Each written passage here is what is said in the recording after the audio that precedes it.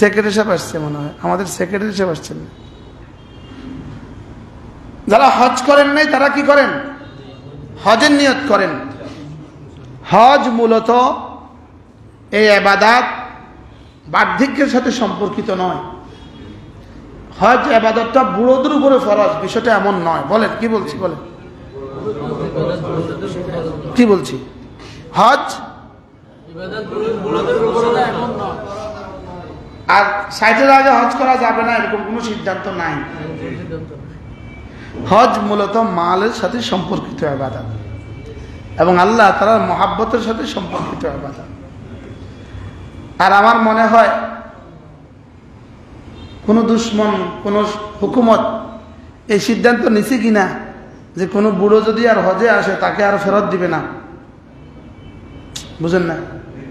বুড়ো হজে গেলে আর তাকে বাংলাদেশে আর দেশে বিদেশে তার নিজ দেশে আর ফেরত দিবে না, এই সিদ্ধান্ত নিছে কিনা। এজন্য অধিকাংশ বুড়ো এবার হজে রয়ে গেছে, চোখের সামনে পড়ে গেছে, চোখের সামনে পড়ে গেছে, দেখতে দেখতে মরে গেছে। অসংখ্য মানুষ ইন্তেকাল হয়ে গেছে। আল্লাহ তাদেরকে শাহাদাতের মওত নসিব করেন। এজন্য প্রত্যেকেই নওজওয়ানরা নিয়ত করেন, হজের নিয়ত করেন ইনশাআল্লাহ। 40-এর আগে হজ করবেন, নিয়ত করেন ইনশাআল্লাহ। 40-এর যারা আগে চাকরির পরে কিছু টাকা একসাথে পেতেন, এরপরে হজের নিয়ত করবেন, যারা এই আশায় বসে আছেন, জানা নাই পেনশনের সিদ্ধান্ত কি হয়। কি পেনশনের সিদ্ধান্ত কি হয়? এই জন্য তারা আর হজের রিটায়ারমেন্টের পরে আর হজের চিন্তা না করে নগদ নগদ হজের চিন্তা করে ফেলেন। যারা অপেক্ষায় আছেন রিটায়ারমেন্টের পরে কি যাবেন, তো আপনাদের ওই টাকাও আর আপনাদেরকে ফেরত দেওয়ার চিন্তা নাই। এটার মধ্যে কিছুটা কি হবে, কিছুটা নিয়ম অনিয়ম হবে, কিছুটা আসতেছে আপনাদের। কারণ টাকাটা তো সব বিদেশে গেছে গাই। ব্যাংকের মতো 100 প্রশাসক রেডি হয়ে গেলে আপনাদের টাকা আর বাংলাদেশে থাকবে না। হ্যাঁ না করলেও হ্যাঁ, আপনার ঠিক না বললেও ঠিক, ঠিক কি ঠিক না বললেও ঠিক, আপনি যদি কেউ ঠিক না বলেন তারপরেও ঠিক। অতএব আপনাদের টাকা বিদেশে চলে যাবে। পৃথিবীর কোনো পুলিশ প্রধান নাই, পৃথিবীর কোনো রাষ্ট্রের পুলিশ প্রধান নাই যিনি ভিন দেশে বাড়ি বানান। কি হ্যাঁ, আর আমাদের ওনারা ভিন দেশে শত শত বাড়ি বানালেও ওনারা দুর্নীতিবাজ হয় না। দুর্নীতিবাজ হয় এদেশের ইমামরা, খতিবরা, এদেশের মুস্তাফুন নবীরা। কি হয়? তিনি বলতেন এভাবে, আমার অবাক লাগে ওরা যখন বড় বড় স্টেজে বসে, বড় বড় চেয়ারে বসে ওয়াজ করে, ওদের পেছনে আরেকজন পাখা করে, এগুলো দেখে আমার অবাক লাগে। আমি তখন বলছিলাম, জি সাহেব, ইনশাআল্লাহ সেদিনও আসবে যে আপনিও পিছিয়ে দাঁড়িয়ে দাঁড়িয়ে পাখা করবেন। কি হয়? বাকি ওনারা ভেগে গেছে। আর যাদেরকে দুর্নীতির অপবাদ দেওয়া হয়েছে তারা এদেশে জুমার নামাজ পড়ায় আর এদেশে ঈদের নামাজ পড়ায়। কি বলেন? অর্থাৎ ঈদের নামাজ আর জুমার নামাজ এজন্য বলছি, এরা এদেশে সবার সাথে মিশে আছে, এরা এদেশের জনগণের সাথে কি আছে বলেন, মিশে আছে। আর ওনারা রাতের অন্ধকারে পালিয়ে গেছেন। এজন্য রিটায়ারমেন্টের পরে হজে যাবেন, এই চিন্তা চেতনা বাদ দেন। এই চিন্তা চেতনা কি দেন? বাদ দেন। নিয়ত করেন ইনশাআল্লাহ, হজের নিয়ত করেন পাক্কা, যে যত দ্রুত সম্ভব হজ করে নেবেন ইনশাআল্লাহ। আল্লাহ তাআলা তৌফিক দান করেন। দ্রুত নওজোয়ান অবস্থায় হজ করা উচিত। হ্যাঁ, বুড়ো দ্বিতীয়বার হজ করারও চিন্তা করবেন না, বুড়ো আর কেউ হজ যাওয়ার নিয়ত করবেন না। এটা এত কষ্ট, এত কষ্ট, এখানে বুড়ো আর গেলে ফিরে আসে কিনা সন্দেহ আছে। এজন্য বুড়োরা, বাংলাদেশ থেকে বুড়োরা যা আলহামদুলিল্লাহ ইদানিং কমে গেছে, অল্প কমছে। এই জন্য নওজওয়ানরাই হজ করার চেষ্টা করবেন। আল্লাহ তাআলা তৌফিক দান করেন। হজ এমন এক ইবাদত যেটা রব দিয়েছেনই শুধু আপনাকে মাফ করার জন্য। আপনাকে কি করার জন্য? মাফ করার জন্য। এজন্য সমস্ত ব্যবস্থাপত্র থাকা সত্ত্বেও এখানে কিছুটা কষ্ট হয়, শুধু কিছু কষ্ট হয় না, জীবন মরণের কি মুজদালিফা, আরাফা থেকে মুজদালিফা থেকে মিনা, মিনা থেকে জামারাত, জামারাত থেকে বাইতুল্লাহ। এই দিনটা 10 তারিখের এই দিনটা অনেক কষ্টের, হাজারো মানুষ এবছর মারা গেছে, অনেক কষ্টের এই দিনটা। বাকি সমস্ত আসবাব, সমস্ত প্রস্তুতি সত্ত্বেও এই দিন এত কষ্ট কেন? যেহেতু এই দিনেই রব আপনাকে মাফ করে দিবে। তো মাফ করে দিতে জামা ভালো করে ধুইতে কি লাগে? বেশি আছাড় দিতে হয় না? হ্যাঁ, মাছ ধোয়ার আগে মা কি বইলা দেয়? আশ্রয়া আশ্রয়া ধুইস, যেন গন্ধ না থাকে, বলে কি বলে না? তো খলির মধ্যে লবণ দিয়া কি করে? আশ্রয়া আশ্রয়া ধোয়, যেন আর গন্ধ না থাকে। তো আল্লাহ তাআলা যেন মিনা, আরাফা, মুজদালিফা আছাড় দেন কেন? যেন আর গুনাহের গন্ধ না থাকে, গুনাহের দাগও না থাকে, গুনাহের কি দাগও না থাকে। এজন্য অনেক বেশি কষ্টের ইবাদত। এজন্য বুড়োরা হজ করাবেন আর নওজওয়ানরা নিজেরা হজ করবেন। আল্লাহ তাআলা আমাদেরকে তৌফিক দান করেন। আমাদের হজ এখন থেকে প্রত্যেকেই নিয়ত করেন, যে যে বয়সে আছেন নিয়ত করেন যে আল্লাহ তাআলার ঘরে যাবেন ইনশাআল্লাহ। আমাদের মাওলানা আনিস বড় সুন্দর বলেন, যে দু চোখ আল্লাহ তাআলার ঘরের কালো গিলাফ দেখে নাই, সে আর দেখলো কি? মাওলানা বলেন যে সে আর দেখলো কি? সে জীবনে কিছুই দেখে নাই, সে জীবনে আসলে কিছুই দেখে নাই, যে আল্লাহ তাআলার ঘরের কালো গিলাফ দেখে নাই। আল্লাহ তাআলার ঘরের কালো গিলাফ দেখার অর্থই হলো হজ। অর্থই হলো কি? অনেকের উমরা করার প্রবণতা আছে, হজ বাদ দিয়ে উমরা করে। হজের আগে কেউ উমরা করবেনই না, হজের আগে কেউ উমরা করবেন না। আর যিনি হজ করবেন তিনি পরবর্তীতে কি করবেন? তিনি পরবর্তীতে উমরা করবেন। অনেকে জিজ্ঞেস করলে হজ করেছেন, তো উনি বলেন না, উমরা করেছি। উমরা আর হজের মধ্যে পার্থক্য হলো ফজরের সুন্নত আর ফজরের ফরজের মতো পার্থক্য। তো কেউ যদি বলে আমি ফজরের সুন্নত পড়ছি, কি ভাই মানুষ কি বলবে? সুন্নত পড়ছো মানে ফরজ পড়ো নাই। হ্যাঁ, তো ফরজ না পড়ে সুন্নত পড়লে লাভ কি হবে? 70,000 উমরা এক হজের সমান হবে না। 70,000 উমরা দিয়েও কি হবে না বলেন? এক হজের সমান।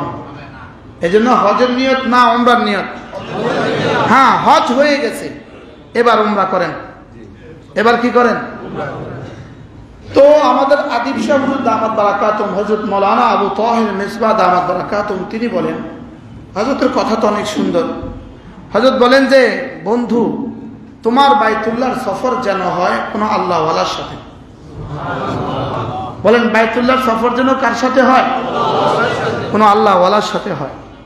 ট্রাভেলস এজেন্সিওয়ালা আপনাকে বাইতুল্লাহ পর্যন্ত পৌঁছিয়ে দিবে, আর কোনো আল্লাহওয়ালার সোহবত আপনাকে বাইতুল্লাহর রব পর্যন্ত পৌঁছিয়ে দিবে। এজেন্সিওয়ালার জমিনের ইন্তজাম করে, সফর করে ফেলি।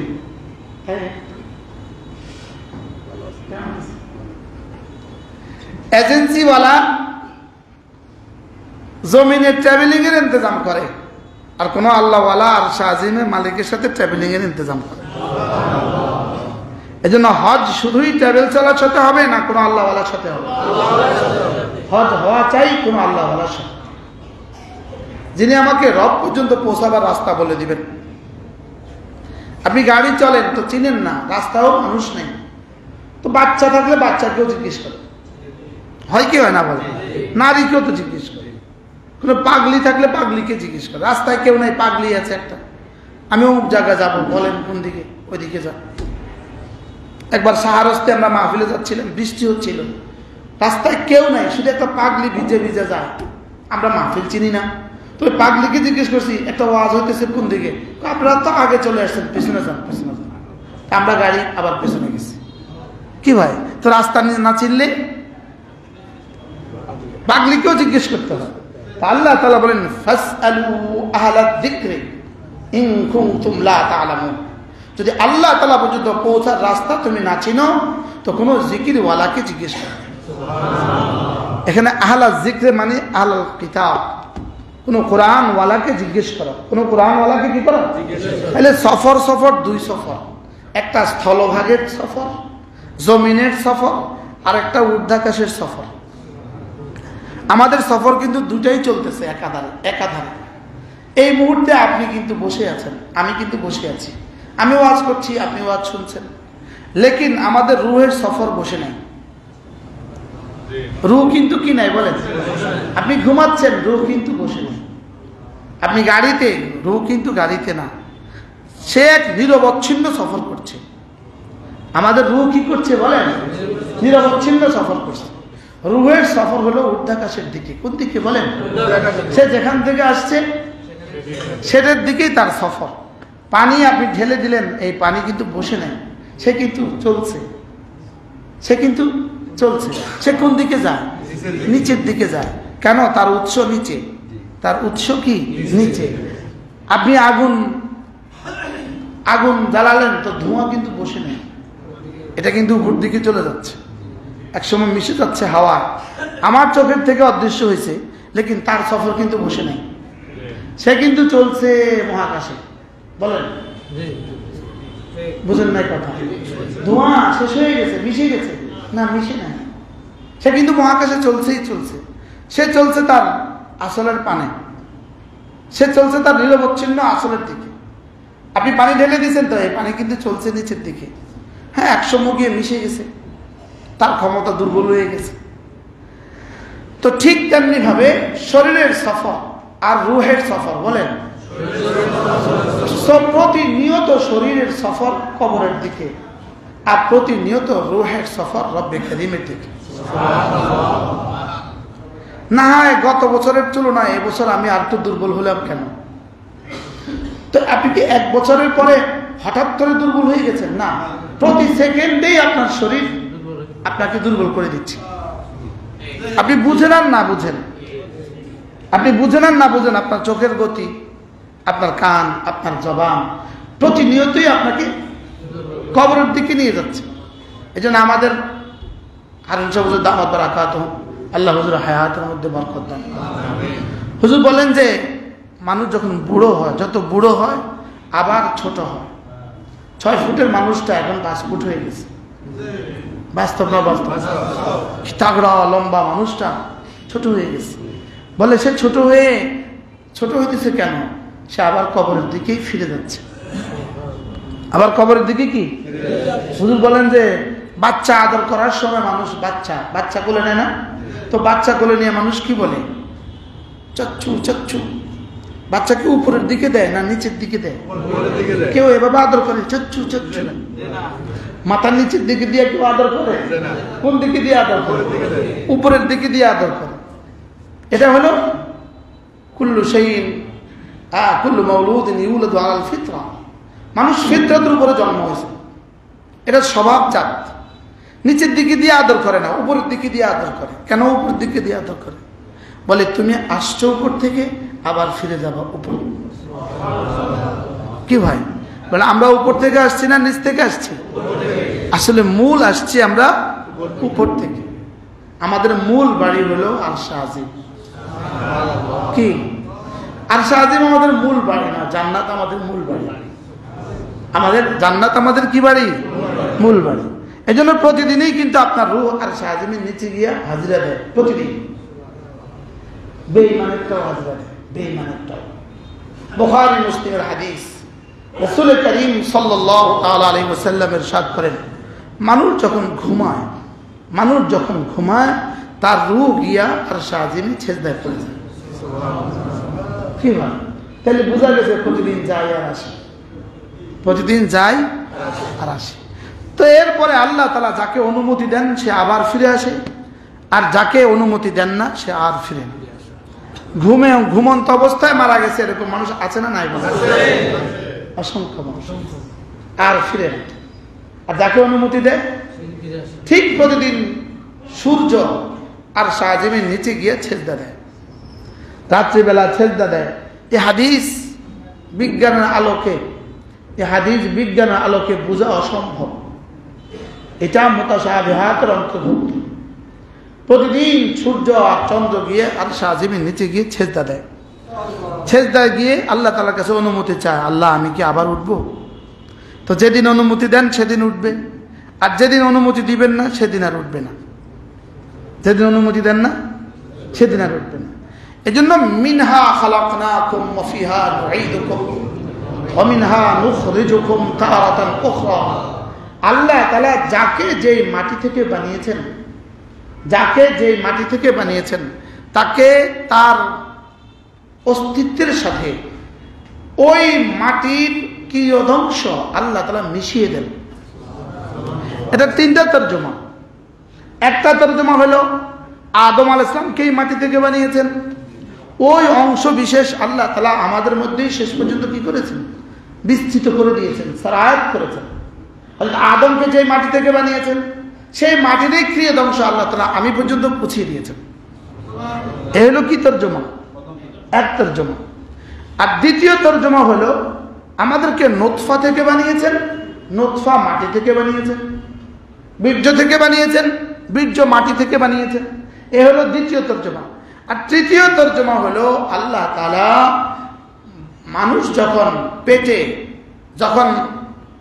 পেটে ধারণ করে, যেদিন প্রথম গর্ভ ধারণ করে, সেদিন রব্বে করিম যেই মাটি থেকে আল্লাহ তাআলা তাকে বানাবেন সেই মাটির ক্রিয়দংশ জিবরিলকে বলেন, জিবরিল ওখান থেকে একটু মাটি নাও, নিয়ে ওর নুতফার সাথে মিশিয়ে দাও। কি হয়? সম্ভব না অসম্ভব? পসিবল না ইম্পসিবল? এটা সম্ভব না? বুঝি এটাও সম্ভব।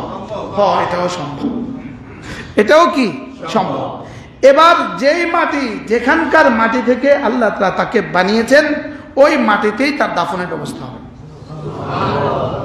ওই মাটিতেই তার কি? এটাকে বলছে মিনহা খালাকনাকুম ওয়া ফিহা নুঈদুকুম, হ্যাঁ, ওয়া মিনহা নুখরিজুকুম তারাতান উখরা। যেখান থেকে বানিয়েছি সেখানেই তোমাকে আবার ফিরিয়ে দিব, আবার সেখান থেকে তোমাকে আমি আবার দ্বিতীয়বার কি করব? পুনরায় আবার তোমাকে জাগ্রত করব। মিনহা খালাকনাকুম ওয়া ফিহা নুঈদুকুম ওয়া মিনহা নুখরিজুকুম, এখান থেকে আবার তোমাকে বের করব। তাইলে কোন প্রসঙ্গ ছিল জানি কথা?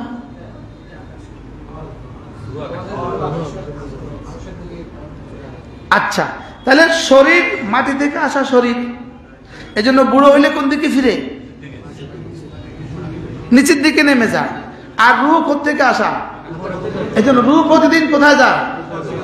রূহ প্রতিদিন উপরের দিকে যায়। এজন্য মানব দেহ রূহ আর শরীরের সমন্বয়। রূহ আর শরীরের কি সমন্বয়। কেউ যদি রূহের যত্ন না নেয়, তাহলে শরীরের যত্ন নিতে আমরা কি পরিমাণ যত্ন নেই। আর রূহের যত্নের জন্যই রব্বে কারীম এই কিতাব দিয়েছেন।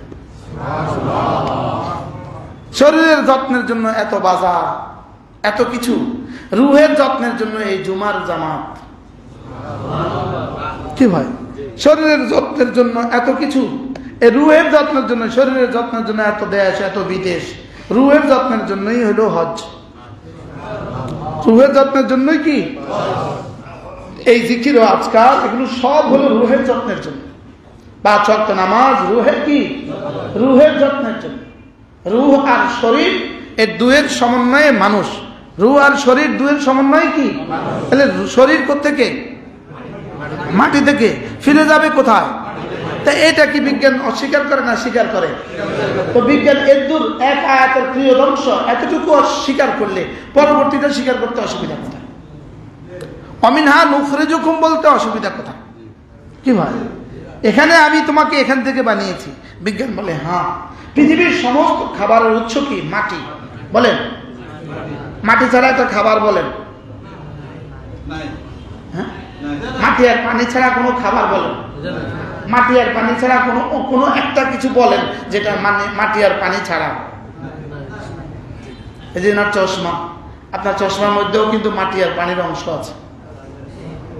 বুঝে নাই কথা? মোবাইলের মধ্যে মাটি আর পানির অংশ আছে কিনা? আগুন, পানি, মাটি, বাতাস। বলেন, হাওয়া বলেন। আপনার আপনার পকেটে যে ডলার আছে, রিয়াল আর টাকা আছে, এই টাকার নোটটার মধ্যে এই চারটা আছে না নাই? কোনটার মধ্যে এই চারটা নাই? কিছু একটা বলেন তো দেখি। হ্যাঁ, তাহলে আগুন, পানি, মাটি, এই চারটার সমন্বয়ে আমার বডি তৈরি। এই জন্য মৃত্যুর পরে প্রথম মৌতের সঙ্গে সঙ্গে প্রথম কোনটা উদাও হয় শরীর থেকে? প্রথম বাতাস চলে যায়। প্রথম কোনটা বাইরে? এরপরে আলাল ফওর আগুন চলে যায়। কি চলে যায়? মৌতের পরে প্রেসার আর ওঠে, কি চলে গেছে? তাপ চলে গেছে। পা ঠান্ডা না গরম? ঠান্ডা। পা কি? আর মৌত শুরু হয় পা থেকে। মৌত শুরু হয় কি থেকে? এই জন্য আইসিইউর রুগী ডাক্তার পায়ে হাত দিয়া বুঝে, তার সময় আর বেশি সময় নেই। নাকে হাত দিয়ে বুঝে না, পায়ে হাত দিয়ে বুঝে, গিয়েই পায়ে হাত দেবে। আইসিইউর রুগী ডাক্তার গিয়েই পায়ে হাত দেয়, আগে পা ধরে বুঝে সময় শেষ। পা ধরেই ডাক্তার বুঝে এনার সময় শেষ। খোলো চলো, পাঠাও। তাইলে ওখান থেকে মৌত শুরু হয়। প্রথম কোনটা যায়? বাতাস চলে যায়। এরপরে কোনটা যায়? আর হলো কোনটা? মাটি আর কবরে যাওয়ার পরে সর্বপ্রথম চলে যায় পানি। সর্বপ্রথম যায় কি? 3 দিন 4 দিন 5 দিন পরেই তার প্রথম পেটটা ফেটে যায়। এরপরে শরীরের পানিগুলো নির্গত হতে থাকে। পানির সাথে মিশে যায়। যে পানি থেকে তার সৃষ্টি, সেই পানির সাথে তার পানি মিশে যায়। যে মাটি থেকে তার সৃষ্টি, এই মাটির সাথে তার মাটি মিশে যায়। ওই বাতাসের সাথে তার শরীরের বাতাস মিশে যায়। এইভাবে সে এক সময় কি হয়? নিশ্চিন্ন হয়। আর রব্বে কারীম বলেন, এটাকে আমি আবার বানাই। রব চ্যালেঞ্জ করেন, এটাকে আমি আবার বানাই, তোমার কাছে এটা আশ্চর্য মনে হয়? রব বলেন, আমি তোমাকে আউয়ালা মাররা, আমি তোমাকে প্রথমবার বানিয়েছি, সেটা কি আশ্চর্য ছিল না? হ্যাঁ,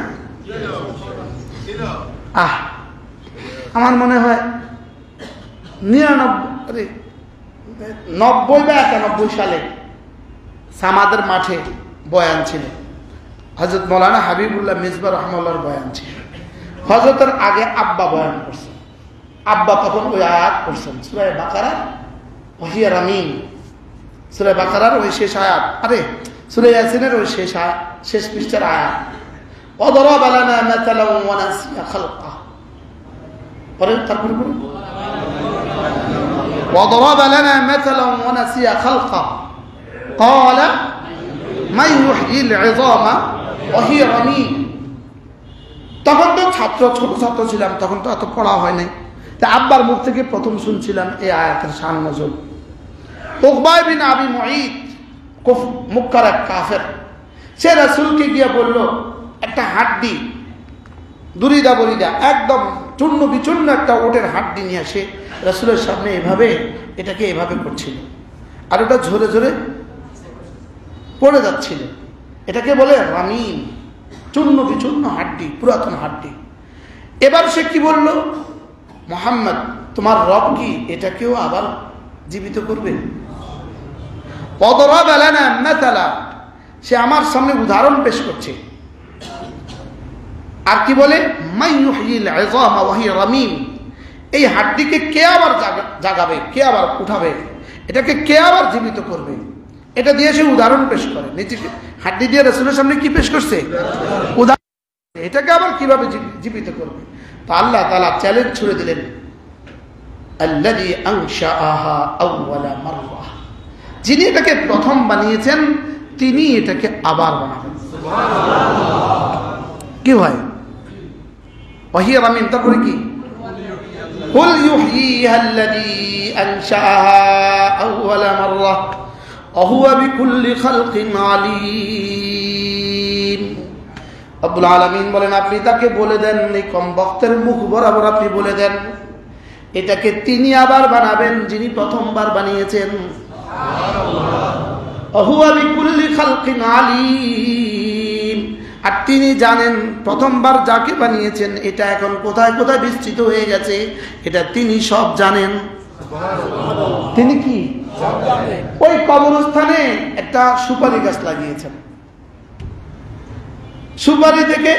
সুপারি গাছ ওই কবরস্থানের পানি চুষছে।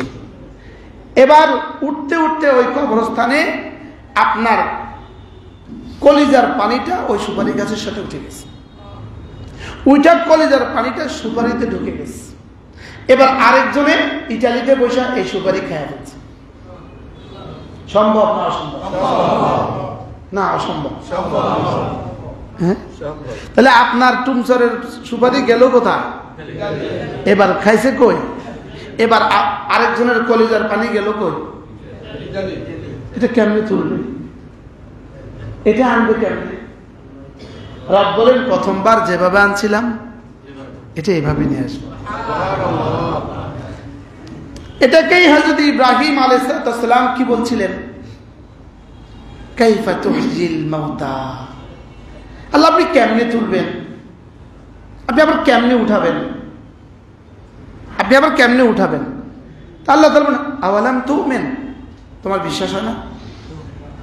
আল্লাহ বিশ্বাস তো হয়, লিয়াতমাইন্না কলবি, আল্লাহ শুধুই যেন আরেকটু নিশ্চিত হয়ে যায়, আমার কলিজায় যেন আরেকটু কি হয়ে যায়। আল্লাহ বিশ্বাস তো আছে, লেকিন আমি যেন আরেকটু মুতমাইন হয়ে যাই, আমি আরেকটু নিশ্চিত হয়ে যাই। তা আল্লাহ তাআলা বললেন যাও যাও, 4টা পাখি নাও, একটা কবুতর নাও, একটা মুরগি নাও, একটা ময়ূর নাও, একটা কাক নাও, যাও এই 4টা পাখি নাও। আর 4টা পাখি নাও। আচ্ছা আল্লাহ পাখি নিছি, জবে করো, করছি, মাথাটাকে রেখে দাও, মাথাটা তোমার হাতে রেখে দাও, মাথাটা কি রেখে দাও? হাতে রেখে দাও। এবার মাথাটা এভাবে রাখো, 4টা মাথা তোমার সামনে রাখো। বাকিগুলোকে কিমা কিমা করো, কিমা কিমা, বাকিগুলোকে কি করো? কিমা কিমা করো। এবার 4টা একসাথে মিশাও, ইখতিলাত করো, মিলাও, এমন ভাবে মিলাবা আর যেন পৃথিবীর কেউ এর গোশত চিহ্নিত করতে না পারে, এমন ভাবে মিলাও। আল্লাহ মিলিয়েছে, যাও এটা 4 পাহাড়ে রেখে দাও। কি 4 কিলো 4 পাহাড়ে রেখে দাও, 4টা পাহাড়ের মধ্যে কিছু অংশ রেখে দাও। এবার ডাক দাও, মুরগি, এবার ডাক দাও কবুতর। বাহ, ডাক দিতে দেরি, যেটা যেখানে আছে এখান থেকে এসে একত্রিত হয়ে মুরগি তৈরি হয়ে তার গর্দানের সাথে মিশে কুকুর। কি ভাই লিয়াতমাইন্না কলবি, বলে শুধুই আমার ইতমিনানে কলবের জন্য। তো আল্লাহ তাআলা এই প্রমাণটা দিয়ে দিয়েছে। হযরত উযাইর আলাইহিস সালাম কোন জনপদের সামনে দিয়ে যাচ্ছিলেন, ওই জনপদের ধ্বংসস্তূপ পড়ে আছে, সব ধ্বংস হয়ে গেছে তুফানে। হযরত উযাইর আলাইহিস সালাম একবার বলে উঠলেন, আল্লাহ এটাকে কেমনে জিন্দা করব? আল্লাহ কাছে হযরত উযাইর আলাইহিস সালাম গাধার মধ্যে ছিলেন, সাথে একটা পুটলি ব্যাগ ছিল, রুটি ছিল, শসা ছিল, একটু খাবার ছিল, আর গাধা ছিল। তো আল্লাহ তাআলা হযরত উযাইর আলাইহিস সালামকে মৃত্যুর কোলে শোয়া দিলেন। এক টানা 100 বছর। কত বছর? 100 বছর। আরে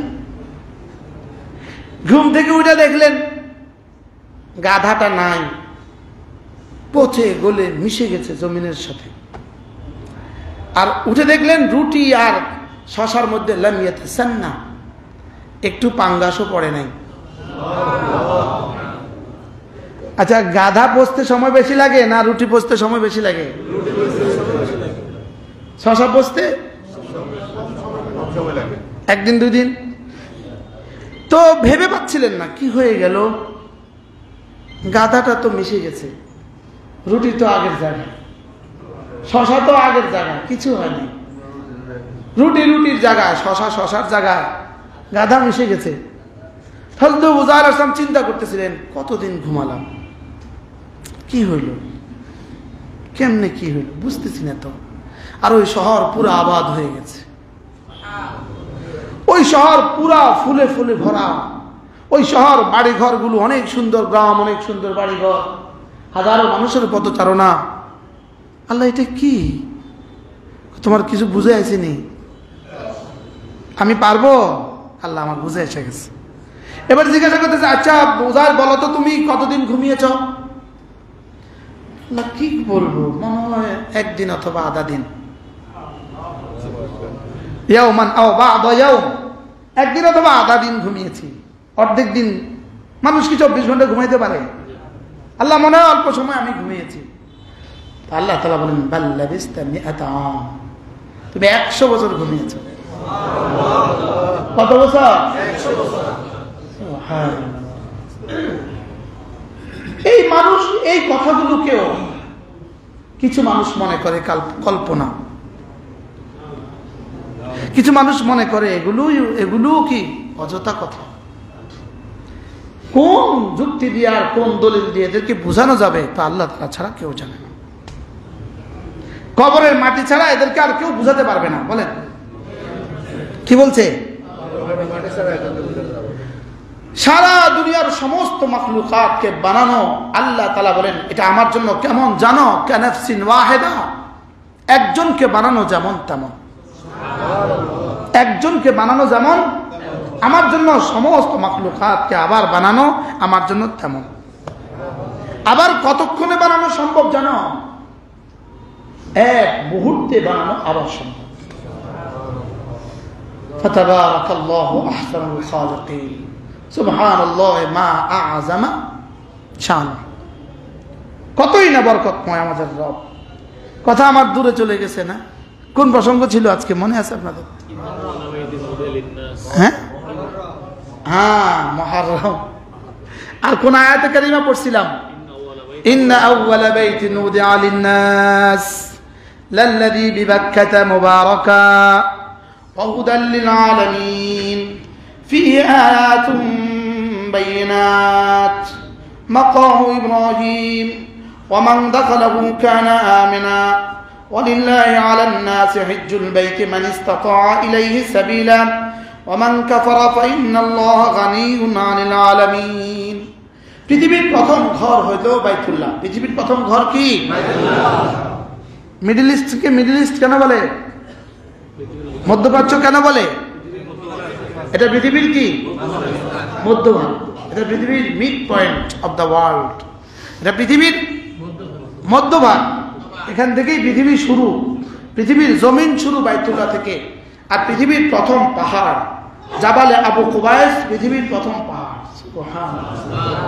এই হুজুর সাল্লাল্লাহু আলাইহি ওয়াসাল্লামের বাড়ি যেখানে, আল্লাহ রাসূলের বাড়ি, জন্মস্থান যেখানে, আবু জেহেলের বাড়ি, এরপরে রাসূলের বাড়ি, এর হাতের ডান দিকে যে পাহাড়টা, যেই পাহাড়ের উপরে বাদশার বাড়িটা, যেই পাহাড়ের উপরে বাদশার বাড়িটা, এই আউয়ালু জাবালিন খালাকাল্লাহু আলাল আরদ, এটা হলো জমিনের প্রথম পাহাড়। এটা জমিনের কি? জমিনের প্রথম পাহাড়। এবারে আমি পড়ছি তাফসীরে কুরতুবীর মধ্যে, আল্লাহ তাআলা পুরো মক্কা শরীফকে পাহাড় দিয়ে এভাবে ঘেরাও দিলেন কেন? পুরা মক্কার চতুর্পার্শ্বে পুরোটাই পাহাড়। যেখান দিয়ে রাস্তা করছে, রাস্তা, এই রাস্তারও পেছনে কোথাও কোথাও পাহাড় আছে, পুরোটাই পাহাড়। আল্লাহ তাআলা শুধুই বাইতুল্লাহকে হেফাজতের জন্য এই পাহাড় বানিয়েছে। এই কথা আমার আগে আর জানা ছিল না। শুধু বাইতুল্লাহকে হেফাজতের জন্যই আল্লাহ তাআলা এভাবে কি করেছেন? পাহাড়ের বেষ্টনী দিয়েছেন, বাইতুল্লাহকে দাজ্জাল থেকে বাঁচাবার জন্য। বাইতুল্লাহকে কি থেকে? দাজ্জাল থেকে বাঁচাবার জন্য আল্লাহ তাআলা এভাবে পাহাড় দিয়েছেন। তো প্রথম পাহাড় কোনটা? জাবাল আবু কুবাইস হলো পৃথিবীর কি? পৃথিবীর প্রথম পাহাড়। জাবাল আবু কুবাইস পৃথিবীর প্রথম পাহাড়। এই পাহাড়টাই ওয়াকানাতিল সূরা মুজাম্মিল, সূরা ওয়াকানাতিল জিবালু কাসীবা মাহিলা, এর আগে দিয়ে বলেন অতারজুফুল আরদু ওয়াল জিবালু ওয়াকানাতিল জিবালু কাসীবাম মাহিলা। আল্লাহ তাআলা পাহাড় বানিয়েছেন জমিনের জন্য পেরেক স্বরূপ, পেরেক। ওয়াল জিবালা আওতাদা, জমিনকে বানিয়েছেন, জমিন পাহাড়কে বানিয়েছেন কি স্বরূপ? হযরত মাওলানা হাবিবুল্লাহ মিসবাহ রাহিমাহুল্লাহ তাআলা তিনি একবার বলেন, স্বাভাবিকভাবে এই কাঠ আর এই কাঠের মধ্যে এখানে কিন্তু পেরেক আছে, আছে না নাই বলেন? পেরেক আছে না? দুই কাঠের মধ্যে কি আছে? পেরেক আছে। আমরা দেখতেছি যেটা, এটা পেরেকের মাথা, এক সুতা আমরা দেখি বাহিরে দিয়া, এখানে কিন্তু পেরেক আছে, পেরেক আছে। আমরা দেখি যেটা, এটা হলো কি? পেরেকের মাথা। এটা কদ্দূর দেখি? আচ্ছা 4 ইঞ্চি পেরেকের মধ্যে ভিতরে থাকে কদ্দূর? পুরোটাই। উপরে থাকে কয় সুতা? হযরত বলেন যে ওয়াজাল, আমি পাহাড়কে পেরেক বানিয়েছি। এর অর্থ হলো পাহাড়ের উপরিভাগের যেটা আমরা দেখি এটা হলো পেরেকের মাথা, আর বাকি পাহাড় জমিনের ভিতরে আছে। আচ্ছা উপরের ভাগ যদি এত বড় হয় তো নিচের ভাগের কি অবস্থা? সৌদি আরবের এক শহর আছে আল সুদা, এটা হলো আবহা শহর থেকে 100 কিলোমিটারের মাথা এক শহর আছে, এটার নাম কি? এটা জমিনের, জমিন থেকে 36,000 ফিট উপরে। কত হাজার ফিট উপরে? তায়েফ শহর জমিন থেকে 10,000 ফিট উপরে। কত ফিট উপরে? তো 36,000 ফিট উপরে যদি হয়, 36,000 ফিট যদি হয় ব্যারেকের কি, তো ব্যারেকের নিচের অংশ কি অবস্থা? কি অবস্থা? কি হয়? আপনি আভা থেকে যাবেন 300 কিলোমিটার চলবেন, 300 কিলোমিটার যাবেন আপনি মাহাইল শহরে। কোন শহরে? এই 300 কিলোমিটারের মধ্যে আধা কিলোমিটার আপনি পাবেন না স্থলভাগ, কোনো জমিন বলতে কোনো শব্দ নাই, শুধু কি? শুধু পাহাড়, শুধু পাহাড়। কখনো পাহাড়ের পেট ছিদ্র করে আপনি চলে যাবেন, কখনো পাহাড়ের উপর দিয়ে যাবেন, কখনো পাহাড়ের সাইড দিয়ে যাবেন, লেকিন পাহাড় ছাড়া কোনো কি নেই। 300 কিলোমিটার রাস্তা আছে। পৃথিবীর কোনো জনমানব নাই, পৃথিবীর কোনো গাছগাছালি নেই, পৃথিবীর কোনো পানি নেই, শুধু পাহাড় আর শুধু পাহাড়। তো এবার বলুন তো দেখি, এই পাহাড়ের উপরিভাগ যদি এমন হয় তো নিচের কি অবস্থা? হ্যাঁ, আর এই পাহাড় বানিয়েছেন রব্বে করিম জমিনের জন্য কি স্বরূপ? এবার বলেন ওয়াতারজুফুল আরদু ওয়াল জিবাল, অচিরেই একদিন আসবে যেদিন এই জমিন কাঁপবে। ওয়াতারজুফুল আরদু, জমিন কি হবে? প্রকম্পিত হবে। ওয়াল জিবাল, পাহাড়গুলো প্রকম্পিত হবে। এরপরে রব বলেন পাহাড়গুলো কেমন হবে জানো? ওয়াকানাতিল জিবালু কাসীবাম মাহিলা, পাহাড়গুলো কেমন হবে? কাসীবা, কাসীবা মানে বালির ঢিবি, বালির পাহাড়। এই পাহাড়গুলো রেজা রেজা হয়ে বালিতে পরিণত হবে। কিসে পরিণত হবে? বালি, বালির স্তূপ হবে, বালির স্তূপ। কাসীবা, বালির স্তূপ হবে। এবার বলে মাহিলা, শুধু বালির স্তূপ হবে না, এবার প্রবাহিত বাতাসে, বাতাসের চোটে প্রবাহিত পানির মতো প্রবাহিত হয়ে চলে যাবে। এবার বলুন তো রব কত ক্ষমতাওয়ালা বলেন? হ্যাঁ, ওয়াতারজুফুল আরদু ওয়াল জিবালু, বলো না, ওয়াকানাতিল জিবালু কাসীবাম মাহিলা, আর পাহাড়গুলো কেমন হবে? কাসীবা, বালির স্তূপ হবে, আর মাহিলা, প্রবাহিত পানির মতো প্রবাহিত হয়ে চলে যাবে। আল্লাহু আকবার। তাহলে পৃথিবীতে প্রথম ঘর কোনটা? বাইতুল্লাহর জমিন পৃথিবীতে কি? আমাদের টুমচরের হুজুর একবার, টুমচরের এক মেয়ে বিয়ে দিছে পেয়ারাপুরের দিকে। হুজুর গেছেন, হুজুর তো সবসময় সামাজিক কাজে সবসময় থাকেন, হুজুরও বিয়েতে গেছে। ওখানে ঝগড়া লাগছে, টুমচরের কাউকে ওই গ্রামের কেউ চরুয়া বলছে। কি বলছে? এই চরুয়া, তোরা চরত না। দুই দলে ঝগড়া লাগছে, ঝগড়া থামে না, হাতাহাতি মারামারি। পর হুজুর বলছে কি হয়েছে? হুজুর আমগরে চরুয়া কইছে। আমগরে কি কইছে? হুজুর বলছে বসেন বসেন বসেন বসেন বসেন বসেন। হুজুর বলতেছে ইন্না আউওয়ালা বাইতিন লাল্লাযী বিবাক্কাতা উদিআ লিন-নাস লাল্লাযী বিবাক্কাতা মুবারাকা। আপনারা টুমচরওয়ালাদেরকে চরুয়া বলছেন, আপনারা শহরে চরুয়া। আসলে টুমচুরালরাও চড়ুয়া, আমরাও চড়ুয়া। বাকি পার্থক্য হয়েছে আমরা নতুন চর, আমরা টুমচুরালরা আমরা নতুন চর, আপনারা পিয়ারাপুরালরা পুরান চর। আপনার লক্ষ্মীপুরালরা পুরান চর, বুঝেন না কথা। বেগমগঞ্জরা আরো পুরান চর, কুমিল্লারা আরো পুরান চর, ঢাকাওয়ালারা চর চর ঠিক আছে, কারণ মক্কাই তো চর, মক্কাই তো কি সারা পৃথিবী ছিল পানি। প্রথম চর কোনটা? এই জন্য এটার নাম ছিল বাক্কা। এটার নাম ছিল কি? বাক্কা। বাক্কা মানে প্রথম চর। নদীতে যখন চর উঠে ধরেই 10 কিলো হয় না, আগে একটা ছোট্ট একটু উঠে, এটার সাথে সংযুক্ত হইতে হইতে বড় হয়ে যায়, প্রতিদিন বড় হইতে থাকে। প্রথম যেটা উঠে এটার নাম কি বলে? এটার নাম হলো বাক্কা। তাহলে আমরাও চরুয়া, আমরাও চরুয়া। বাকি পার্থক্য কি? আপনার পুরাতন চরুয়া, আমরা নতুন চরুয়া। নতুন চরে, আপনার পুরাতন চরে, আপনার পুরাতন চরের বাসিন্দা। এই জন্য বেশি কিছু করিয়েন না, আমরা টুমচুরিয়া করিয়েন না। কি হয় বারা? আল্লাহ তাআলা বলেন ইন্না আউওয়ালা বাইতিন লাল্লাযী বিবাক্কাতা ইন্না আউওয়ালা বাইতিন উদিআ লিন-নাস লাল্লাযী বিবাক্কাতা মুবারাকান ওয়া হুদাল লিল আলামিন। রব্বুল আলামিন বলেন পৃথিবীতে প্রথম ঘর হলো বাইতুল। হলো পৃথিবীতে কি প্রথম ঘর। এটাকে আমি বানিয়েছি মক্কা শহরে, বাক্কা শহরে। বাক্কা, এটার নাম কি? বাক্কা। মক্কা কথাটা কোরআনে কারিমে সরাসরি আসে নাই, লেকিন মদিনা শব্দটা কোরআনে কারিমে 5 বার আসছে। কয়বার আসছে? 5 বার আসছে। ইয়াসরিব শব্দটা 1 বার আসছে।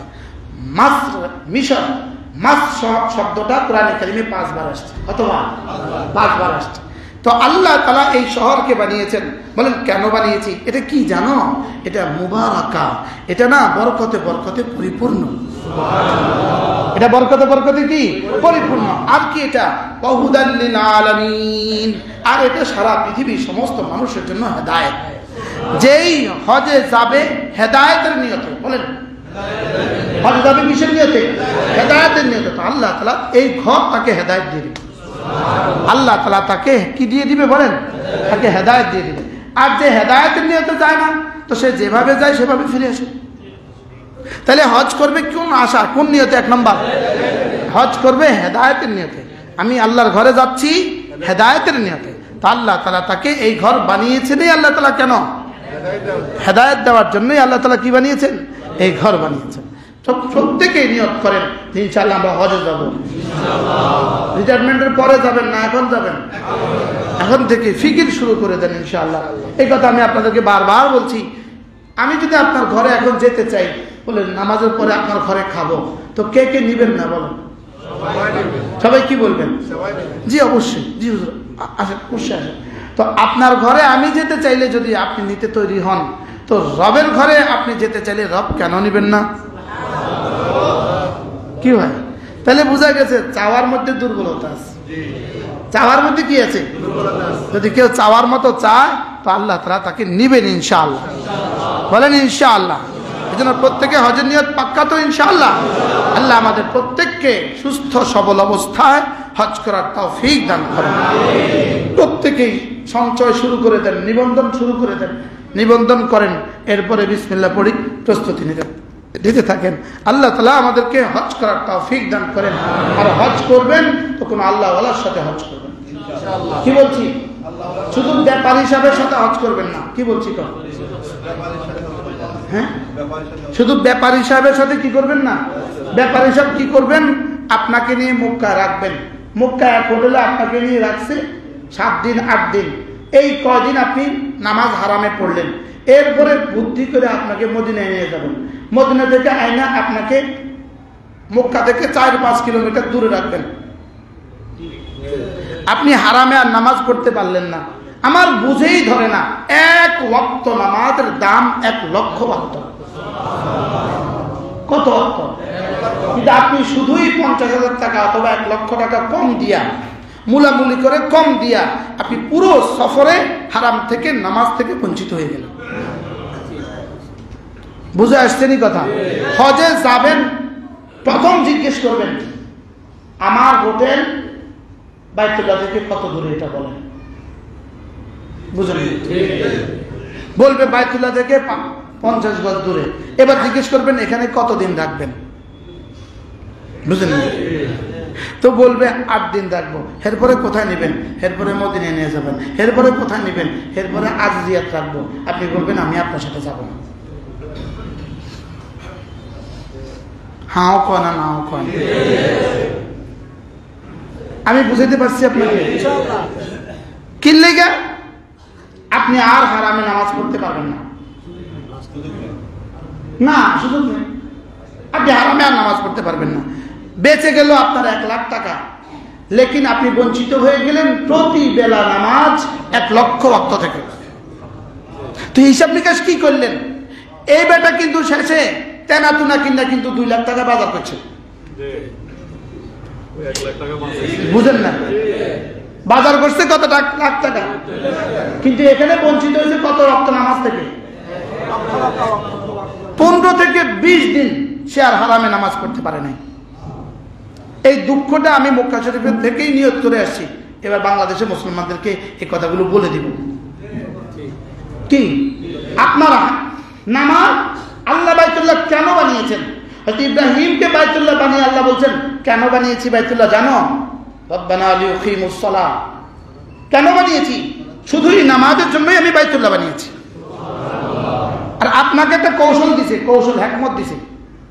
আপনি মুলায়া 8 লাখের 6 লাখে আনছেন, 7 লাখের 6 লাখে আনছেন। এবার আপনার হোটেল কোথায়? আজিজিয়া শরীফে। মক্কা শরীফে হোটেল না, আজিজিয়া শরীফ। এটা আরেকটা শহরের নাম। আজিজিয়া শরীফে আপনার হোটেল। বাস আপনার হারাম থেকে নামাজ গেল, তওয়াফ গেল, সব গেল। কি বলছি? তাহলে আপনি প্রথম বলবেন যে আমি মক্কা শরীফের পাশে থাকতে চাই, আমি আমার 40 দিন দোনো হারামে নামাজ পড়তে চাই। মনে থাকবে তো ইনশাআল্লাহ? মুলাইবেন নেই, যত মুলাইবেন তত বাড়ি দূরে হবে, মনে রাখেন।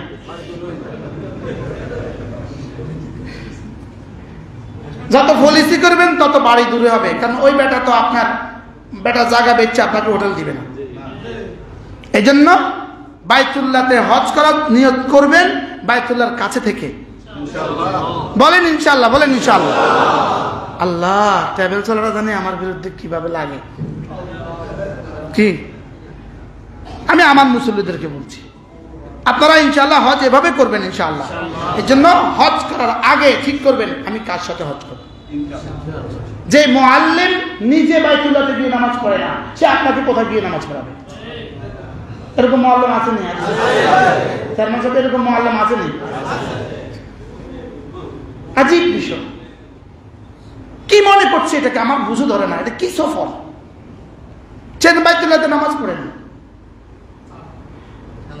মুআল্লিমুল হুজ্জাজের মধ্যে মুফতি সাঈদ আহমদ রাহমাহুল্লাহ লিখছেন, কোন মানুষ যদি 30 দিন আল্লাহর ঘরে নামাজ পড়ে, কতদিন? বাংলাদেশে থাইকা, ইন্ডিয়া পাকিস্তান থাইকা, আমেরিকা থাইকা 950 বছর হায়াত পেয়ে নামাজ পড়লে যে পরিমাণ নেকি হবে, এই পরিমাণ নেকি হবে। আলহামদুলিল্লাহ, আমি এবার 30 দিন পড়ছি। আলহামদুলিল্লাহ বলেন। আরো মজার খবর হলো, আমার কাফেলার একজন হাজির তাকবীরুল ছুটে নাই, একদিনও ছুটে নাই। না, ছুটতে পারবে না, এটা তাকবীরুল ছুটতে পারবে না। আল্লাহ তাআলা যেন আমাদেরকে এইভাবে হজ করার তৌফিক দান করেন। তাহলে হজ করতে যাবেন কি টাকা কমায়া? ব্যাপার হিসাবের সাথে বলেন। ওই ঘরের মালিকের কোনো বন্ধুর সাথে হজে যাবেন। বলেন কি বলছি? ঘরের মালিকের কোনো বন্ধুর সাথে কি? আপনি চেয়ারম্যান সাহেব বাসা যাবেন তো কার সাথে যান? চেয়ারম্যান সাহেবের কোনো বন্ধুর সাথে যান। এমপি সাহেব বাসা যাবেন তো কার সাথে যান? তা আল্লাহর ঘরে যাবেন তো কার সাথে যাবেন? কোন আল্লাহ ওয়ালাদের সাথে, কোনো ভালো আলেমের সাথে হতে যাবেন। কোনো ভালো আলেমের সাথে কি, যিনি আমাকে বাইতুল্লাহতে নামাজ পড়াবার সুযোগ দিবেন, তার সাথে হবে। আল্লাহ তাআলা মেহেরবানি করে আমাদেরকে কবুল করেন। এই মুহূর্তে আপনারা যারা আছেন, আল্লাহ আপনাদের সকলকে বারবার হজ্জে মাবরুর নসিব। আল্লাহ আমাদের সকলকে মাফ করে দেন। আমাদের ইমাম সাহেব তো এখনো সফরে